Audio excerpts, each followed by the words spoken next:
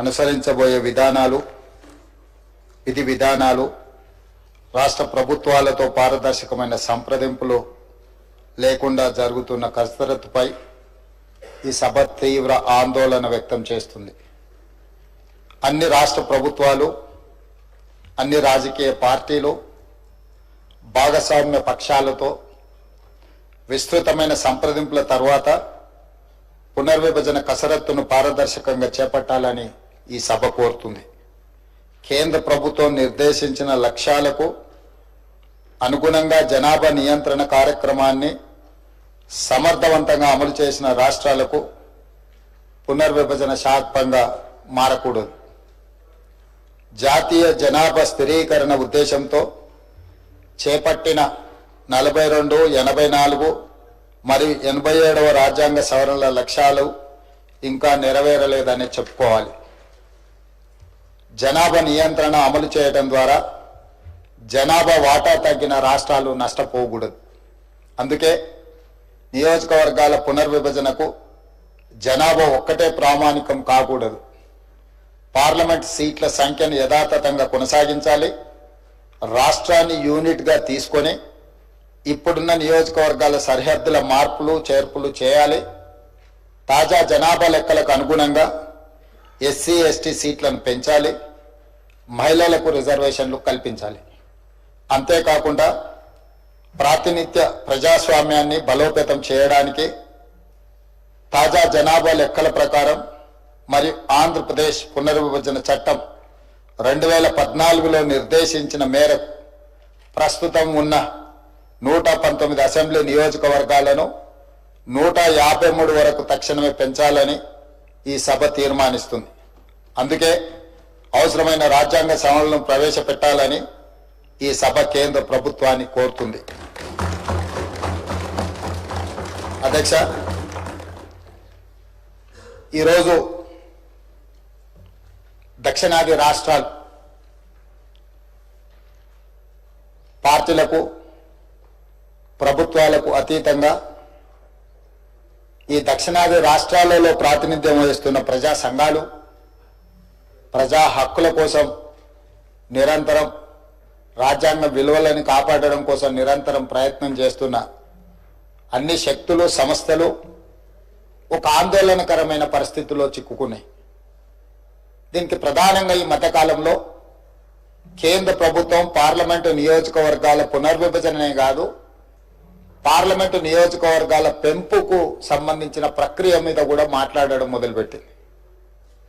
ఈ పార్లమెంటు నియోజకవర్గాల పునర్విభజన కానీ నియోజకవర్గాల పెంపు కార్యక్రమం అనేది జనాభా ప్రాతిపదికన జరుగుతుంది.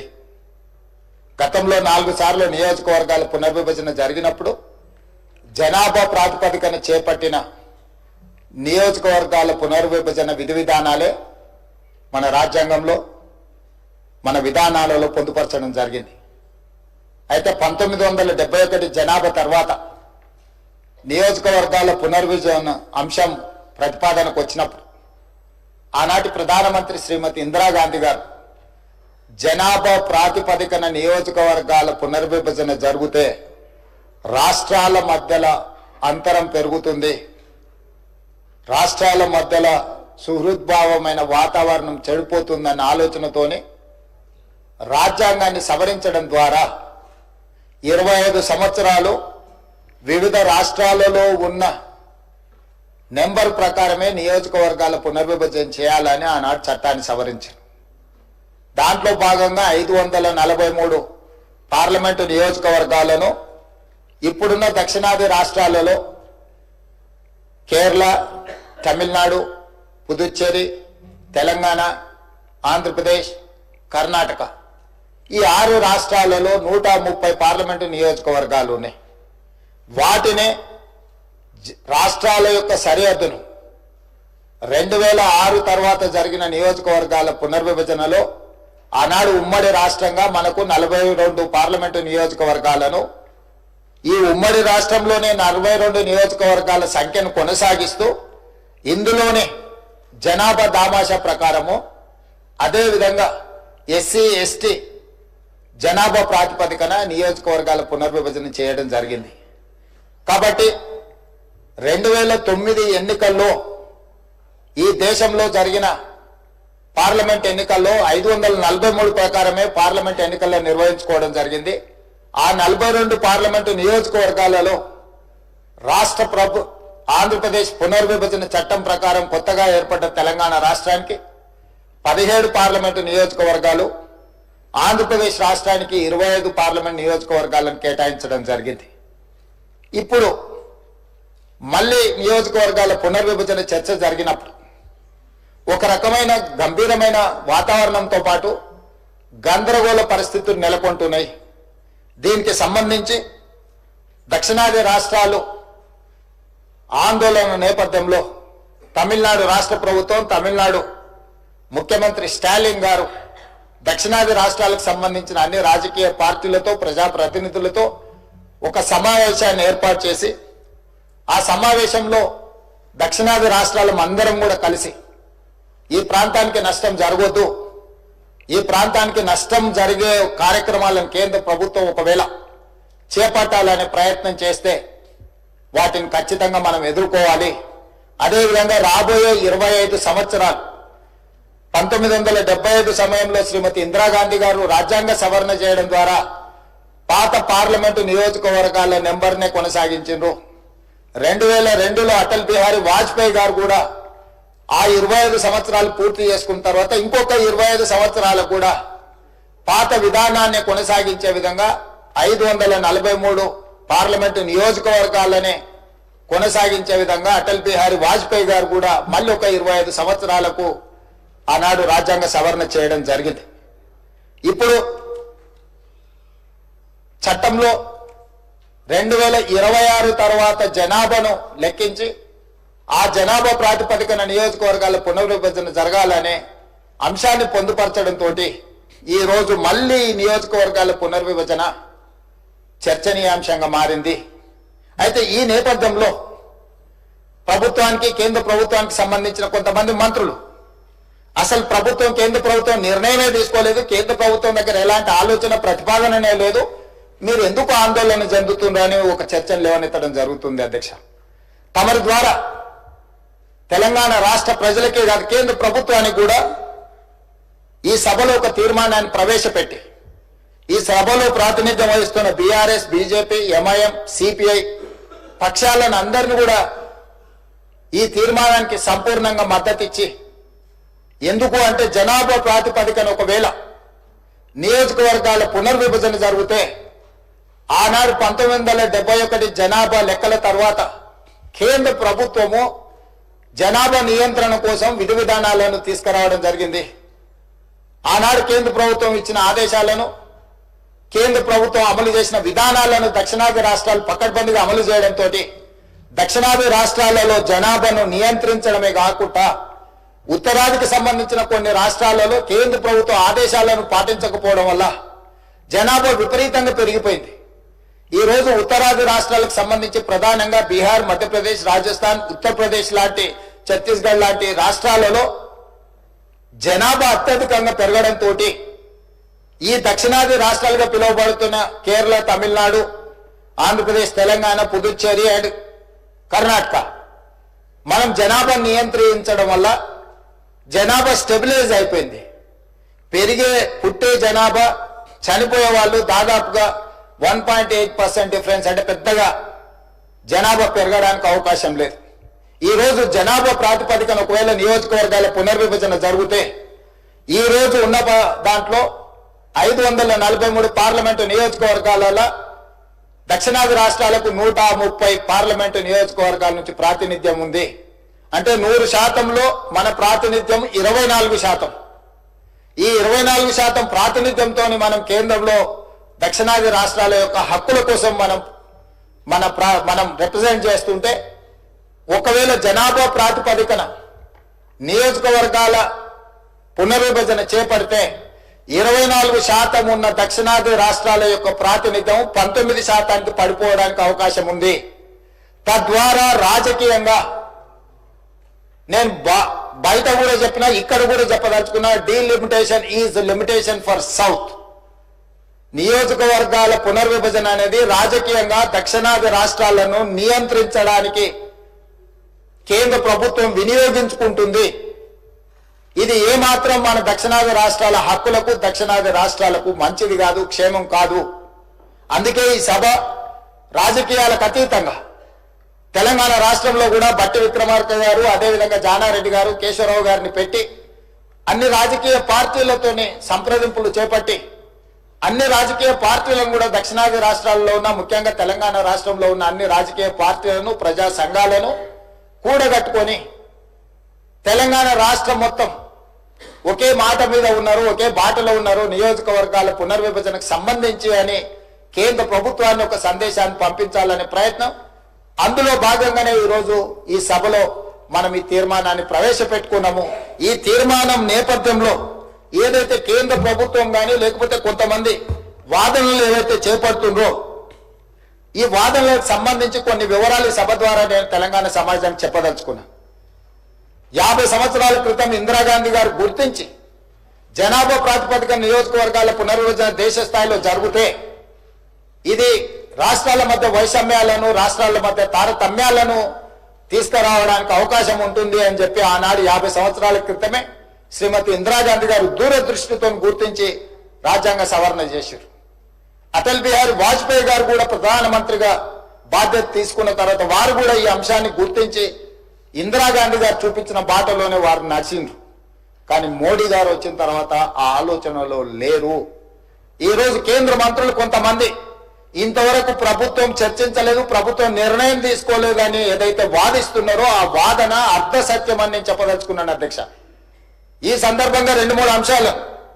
ఆంధ్రప్రదేశ్ పునర్విభజన చట్టం 2014 ప్రకారం తెలంగాణ రాష్ట్రంలో ఉన్న 119 శాసనసభ నియోజకవర్గాలు 153 పెంచాలని, ఆంధ్రప్రదేశ్లో ఉన్న 175 శాసనసభ నియోజకవర్గాలను 225 వరకు పెంచాలని చట్టంలో పొందుపరిచి పార్లమెంటులోని చట్టం చేస్తే 11 సంవత్సరాల చట్టాన్ని కేంద్ర ప్రభుత్వం అమలు చేయలేదు. పార్లమెంట్ సభ్యుడిగా నేనే అడిగిన ప్రశ్నకు పార్లమెంట్ లో సమాధానం ఇచ్చిన 2026 తర్వాత జనాభా లెక్కించినాకనే ఈ నియోజకవర్గాల పునర్విభజన జరుగుతుంది, ఇప్పుడు మా ప్రభుత్వం ముందు ఎలాంటి ప్రతిపాదన లేదు అని చెప్పి కేంద్ర ప్రభుత్వం మనకు తెలంగాణ, ఆంధ్రప్రదేశ్ రాష్ట్రాలకు సమాధానం చెప్పింది. కానీ అదే సందర్భంలో కేంద్ర ప్రభుత్వానికి, కేంద్రంలో ప్రభుత్వాన్ని ఏర్పాటు చేసిన రాజకీయ పార్టీ ప్రయోజనం కోసము జమ్మూ కాశ్మీర్లో నియోజకవర్గాల పునర్విభజన చేపట్టినరు, సిక్కింలో నియోజకవర్గాల పునర్విభజన చేపట్టినరు. ఈ 2 రాష్ట్రాలలో పునర్విభజన చేపట్టడానికి తీసుకున్న ప్రాతిపదిక 2011 జనాభా ప్రాతిపదికన నియోజకవర్గాల పునర్విభజన చేపట్టిన అధ్యక్ష. కేంద్ర ప్రభుత్వం ఒక పక్కన మనకు అందిస్తున్న సమాచారం కానీ లేకపోతే మనకు కల్పిస్తున్న భ్రమలు కానీ వేరు, కానీ కేంద్ర ప్రభుత్వం తీసుకుంటున్న నిర్ణయాలు వేరు. ఈ రోజు నేను అందుకే కేంద్ర ప్రభుత్వాన్ని, మీరు చట్టం పార్లమెంటులోనే చట్టం చేసిన ఆంధ్రప్రదేశ్ తెలంగాణకు నియోజకవర్గాల పెంపు అంశాన్ని 2026 జనాభా లెక్కించిన తర్వాతనే చేస్తామని మా పట్ల వివక్ష చూపించుకుంటూ, మీరు జమ్మూ కాశ్మీర్లో కూడా సేమ్ అదే చట్టం ఉంది. 2026 తర్వాతనే జనాభా లెక్కించిన తర్వాత నియోజకవర్గాల పునర్విభజన జరగాలి శాసనసభలో అంటే దాన్ని పక్కన పెట్టి రాజ్యాంగాన్ని సవరించుకొని 2011 నియోజకవర్గాల 2011 జనాభా ప్రకారం 83 నియోజకవర్గాలుగా ఉన్న అసెంబ్లీని 90 నియోజకవర్గాలుగా పెంచడమే కాకుండా నియోజకవర్గాల పునర్విభజన జమ్మూ కాశ్మీర్ రాష్ట్రంలో అమలు చేసిండ్రు అధ్యక్ష. అదేవిధంగా సిక్కింలో కూడా సిక్కిం రాష్ట్రంలో సీట్లు పెంచాలని 2018 కేంద్ర ప్రభుత్వం కేబినెట్ లో రెజల్యూషన్ పాస్ చేసి ఈ రోజు సిక్కింలో నియోజకవర్గాల పునర్విభజన ప్రక్రియ కొనసాగుతుంది అధ్యక్ష. జమ్మూ కాశ్మీర్లో కానీ సిక్కిం రాష్ట్రంలో కానీ నియోజకవర్గాల పునర్విభజన 2011 జనాభా దామాషా ప్రకారమే నియోజకవర్గాల పునర్విభజన జరిగింది. మరి ఈ రోజు మేము ఆందోళన చెందడానికి, ఈ రోజు శాసనసభలో తీర్మానం ప్రవేశపెట్టడానికి కేంద్ర ప్రభుత్వం అవలంబిస్తున్న ద్వంద్వ విధానాలను ఈ రోజు ప్రజల దృష్టికి తీసుకువెళ్లడం కోసమే ఈ రోజు తీసుకున్నాము. పార్లమెంటులోనే 2014 పునర్విభజన చట్టంలో పొందుపరిచిన ఆంధ్రప్రదేశ్ తెలంగాణ శాసనసభ నియోజకవర్గాల పెంపును మీరు పక్కన పెట్టి మీకు రాజకీయ ప్రయోజనం లేదని 2 రాష్ట్రాల అసెంబ్లీ సీట్లు పెంచకపోవడం, రెండో పక్కన మీకు రాజకీయ ప్రయోజనం ఉందనుకున్న జమ్మూ కాశ్మీర్, అండ్ సిక్కింలో శాసనసభ నియోజకవర్గాలను పెంచడం, ఆ పెంచడానికి ప్రాతిపదిక 2011 జనాభా లెక్కలు తీసుకోవడం అనేది ఈ రోజు మన అందరం కూడా గమనించవలసిన అవసరం ఉన్నది అధ్యక్ష. ఇది చాలా ప్రమాదకరమైన సందర్భం. ప్రమాద గంటికలు మోగుతున్నాయి. ఈ రోజు ఈ దక్షిణాది రాష్ట్రాలకు సంబంధించిన శాసనసభ్యులు కావచ్చు, పార్లమెంట్ సభ్యులు కావచ్చు, శాసన మండలి సభ్యులు కావచ్చు, ఎవరైనా కావచ్చు, స్థానిక సంస్థలలో ఉండే కావచ్చు, లేకపోతే ఈ ప్రాంత ప్రజలు కావచ్చు, కేంద్ర ప్రభుత్వం ఆదేశాల మేరకు జనాభా నియంత్రించి కేంద్ర ప్రభుత్వం ఈ దేశం యొక్క అభివృద్ధిలో భాగస్వాములుగా మారిన మనం కేంద్ర ప్రభుత్వానికి వస్తున్న పన్నులు జీడిపిలో 36% ఈ దక్షిణాది రాష్ట్రాలు ఈరోజు మనము ఇక్కడ నుంచి పన్నులు కడుతున్నాం అధ్యక్ష. 24% పార్లమెంటులో ప్రాతినిధ్యం ఉన్న ఈ దక్షిణాది రాష్ట్రాలు ఈరోజు కేంద్ర ప్రభుత్వానికి చెల్లిస్తున్న పన్నుల్లో 36% మనం కడుతున్నాం అధ్యక్ష. తిరిగి మనకు వస్తున్న చాలా తక్కువ అధ్యక్ష. ₹1 తెలంగాణ రాష్ట్రం నుంచి మనం పన్నులు చెల్లిస్తే 42 పైసలు మనకు వస్తున్నాయి అధ్యక్ష. కేరళకు 16 పైసలు వస్తున్నాయి అధ్యక్ష. తమిళనాడుకు 29 పైసలు వస్తున్నాయి అధ్యక్ష. ఇట్లా చాలా తక్కువ. మనం ₹1 చెల్లిస్తే మనకు వచ్చేది తిరిగి కేంద్ర ప్రభుత్వం నుంచి వస్తున్న వాటా చాలా తక్కువ ఉంది. అదే ₹1 బీహార్ చెల్లిస్తే ₹6 పైసలు బీహార్ పోతున్నాయి అధ్యక్ష. బీహార్ రాష్ట్రం కేంద్రానికి ₹1 చెల్లిస్తే కేంద్ర ప్రభుత్వం తిరిగి ₹6 బీహార్ రాష్ట్రానికి ఇస్తుంది అధ్యక్ష. ఉత్తరప్రదేశ్ కి ₹2.73 ఇస్తుంది అధ్యక్ష ₹1 చెల్లిస్తే. అదేవిధంగా మధ్యప్రదేశ్ కు ₹1.70 చెల్లిస్తున్నారు అధ్యక్ష. అంటే ఈరోజు ఆర్థికంగా మనకు నష్టం జరిగినా పర్వాలేదు. ఈరోజు ఆర్థిక అభివృద్ధితో పాటు ఉద్యోగ ఉపాధి అవకాశాలలో దక్షిణాది రాష్ట్రాలు ఈ దేశానికి ఆదర్శంగా నిలబడ్డాయి. ఆర్థిక ప్రయోజనాలు మనకు దెబ్బతిన్నా దేశం యొక్క స్ఫూర్తిని, దేశభక్తిని దక్షిణాది రాష్ట్రాలు చాటుకొని స్పష్టంగా ఆర్థికంగా మనకు నష్టం జరిగిన కేంద్ర ప్రభుత్వంలో భాగస్వాములుగా మనం ఈ దేశ నిర్మాణంలో, ఈ దేశ అభివృద్ధిలో భాగస్వాములుగా మారినాం. కానీ ఈరోజు ఆర్థిక ప్రయోజనాలను వదులుకున్నా ఈరోజు రాజకీయంగా మన ప్రాతినిధ్యాన్ని వదులుకోవడానికి మనం సిద్ధంగా లేము అధ్యక్ష. అందుకే ఈరోజు మేము స్పష్టంగా కేంద్ర ప్రభుత్వాన్ని డిమాండ్ చేస్తున్నాం. 100% ఈ అంశానికి సంబంధించి విస్తృత స్థాయిలో చర్చ జరగాలి. మీరు 2002లో వాజ్పేయి గారు చేసిన తీర్మానానికి మీరు కట్టుబడి ఉన్నారా లేదా మీరు జమ్మూ కాశ్మీర్లో లేకపోతే సిక్కింలో 2011 జనాభా ప్రాతిపదికన ఏదైతే నియోజకవర్గాల పునర్విభజన చేసిందో ఈ రోజు 2011 కానీ లేకపోతే 2026లో జనాభాను లెక్కించి ఆ ప్రాతిపదికన నియోజకవర్గాల పునర్విభజన చేస్తే మన ప్రాతినిధ్యము 19% పడిపోయి మన అవసరం లేకుండానే, మన ప్రాతినిధ్యం లేకుండానే, మన ఓట్లతో సంబంధం లేకుండానే కేంద్రంలో ప్రభుత్వం ఏర్పడే పరిస్థితులు ఉన్నాయి. ఆ పరిస్థితిని కల్పించుకోవడానికి కేంద్రంలో అధికారంలో ఉన్న రాజకీయ పార్టీ ఈ రోజు ఒక ప్రణాళికబద్ధంగా దక్షిణాది రాష్ట్రాల మీద దాడి జరుగుతున్నది అధ్యక్ష. అందుకే ఈ ఆందోళనకరమైన నేపథ్యంలో తెలంగాణ రాష్ట్ర ప్రభుత్వం రాజకీయాలకు అతీతంగా అందరికీ నేను విజ్ఞప్తి చేస్తున్నా, మీరందరూ మనమందరం కలిసికట్టుగా కేంద్ర ప్రభుత్వంతో మాట్లాడదాం, కేంద్ర ప్రభుత్వంతో చర్చలు చేద్దాం.